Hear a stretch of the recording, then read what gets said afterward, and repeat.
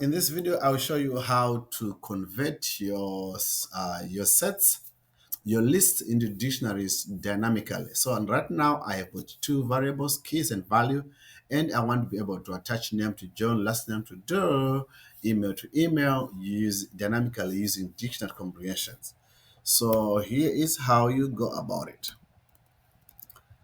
Alrighty, for K and values in, you use the zip one, zip keys and values. So if I run this one, it's going to attach name to John, name John, last name to Doe, employee ID to employee ID, email to email.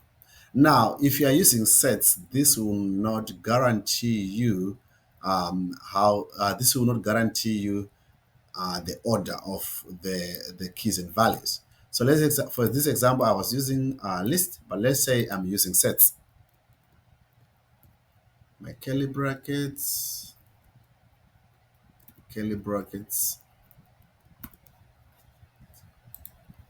So I want you to see how the results will change because I'm now using sets. If I run this one, now email is attached to something different. Last name is attached to an email. So be careful when you're using additional comprehension. When you're creating dictionary comprehensions, be careful. It has to be list to be able to do that. Let's move on to the second one. So we can also use advanced string formatting in Python easily. So suppose I have got this variable with the value 2.34567 and I want to format it to two decimal places. I can save my time and say just use a formatted string here and my variable and format it to either 2, 3, whatever decimal place that I'm thinking of. Let's say in this case, let me do 1. When I run it, it's going to give me 2.3 as a result. And also, while you're on here, we can also do embedding functions. So I have got a function here which returns, function greet name, which returns formatted name. Let me see if I can add here.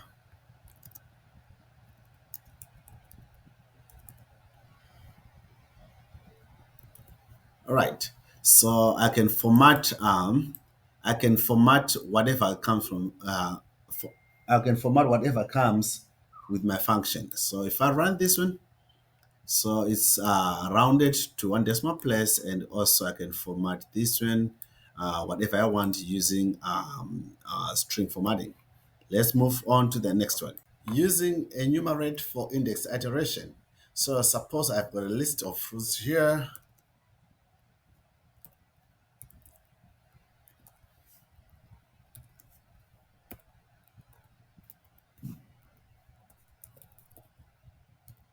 All right. So now you can use index for you to be able to identify or to index the items in a list, and you can specify where do you want to start your index from. Of course, index technically starts on 0, but you can specify which number you want to start at. So let me say I want to start at number 2.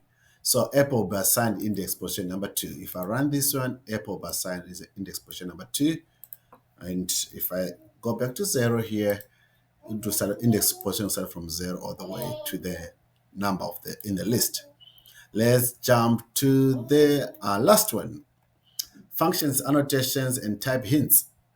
Alrighty, let's do this. So for function and annotation and type hints, right now I have a function here, and I specify that let's say I've got two variables or two arguments, names and age, and I can specify the type. This is a string, this will be an integer, and it will return a value of a string. So it kind of tells you what you expect in the data. So if I run this one,